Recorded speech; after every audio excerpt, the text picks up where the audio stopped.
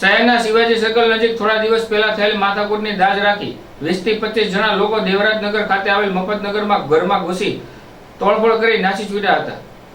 ભાવનગર શહેરના થોડા દિવસ પૂર્વે શિવાજી સર્કલ નજીક મારામારી સર્જાઈ હતી, જેની દાજ રાખી દેવરાજનગર નંદકુરબા મહિલા કોલેજ સામે આવેલ મફતનગરમાં 2 કિન્નર સહિત 25 જેટલા શખ્સો ઘરમાં ઘૂસી જઈ ઢોર અને ઘરમાં ડીઝલ નાખવાની પ્રયાસ કર્યો હતો।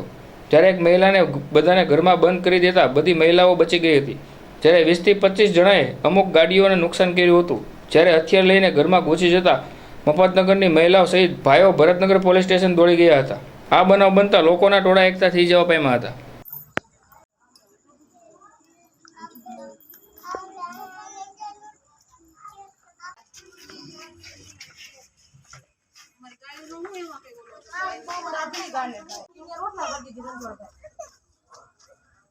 સરકારી સંપત્તિને ઈજા પહોંચાડી તો જોવાઈ ગયું। મારે ફોન કરવો પડ્યો નિલેશભાઈ ને બોલાવો જલ્દી, કોઈ લતામ ભરવાડો જ નથી, બધું પતી ગયું। બેન, તમે ક્યાં અત્યારે રહ્યો છો અને શું બનાવ બન્યો?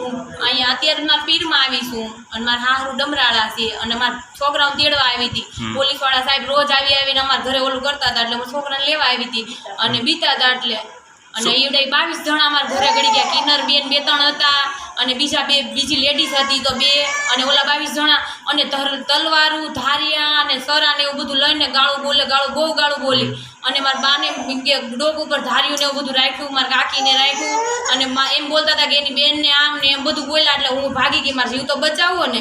પછી અગાસી ઉપર ચડીને હું પતરા ઉપરથી પડી, મારા પગે ને એમ બધે વાગેલું છે, મારું બધું તૂટી ગયું, ફોન ને એવું બધું મારા વાહે થયા હતા।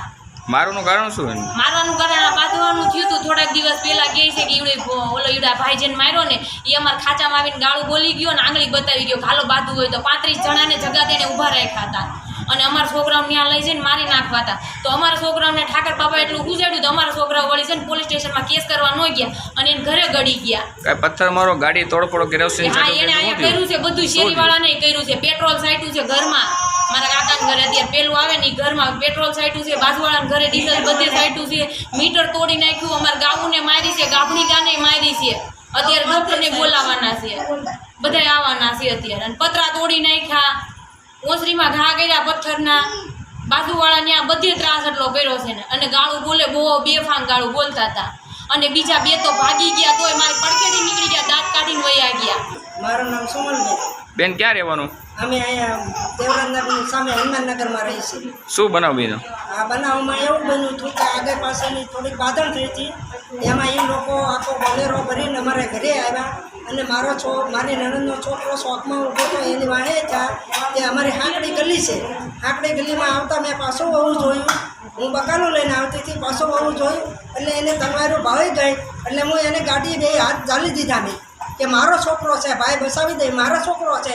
એટલે એ લોકો પાછા વળી ગયા, પાછા વળીને અહીંયા પિતાને ઘરે આવ્યા, ના આવીને બધી તોડફોડ કરી નાખી, બધી બાયુને કેરોસન સાટ્યું, બધું મારવા લાગ્યો અને સક્રમ પોતે બધાને લઈને આવ્યો। આવો ગુનો અમે કયો એની માથે કરવો છે તે આવું અમારી માથે કર્યું એની અને બધા ભરવાડોળા અહીંયા જેટલા રહ્યો એટલા બધાને મારી નાખવા, કોઈને જીવતા નથી રહેવા દેવા। જામ આવે એમ બોલતા હતા ઘરમાંની બહાર નીકળો, રાંડું બહાર નીકળો, બાયું બહાર નીકળો, આવી રીતે આવો કાયદો એનો લાગુ પડી ગયો તો અમે એની કેસ કર્યો તો પોલીસ વાળાને પકડવાનો કાયદો છે। એની સાથે કઈ કિન્નરો આવ્યા હતા?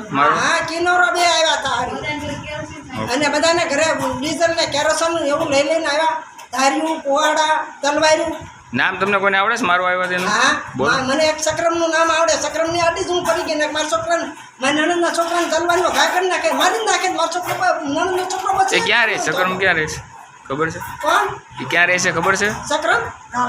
સક્રમ દાવડીવાળા ખાસામાં પસાબારિયામાં। ઓકે।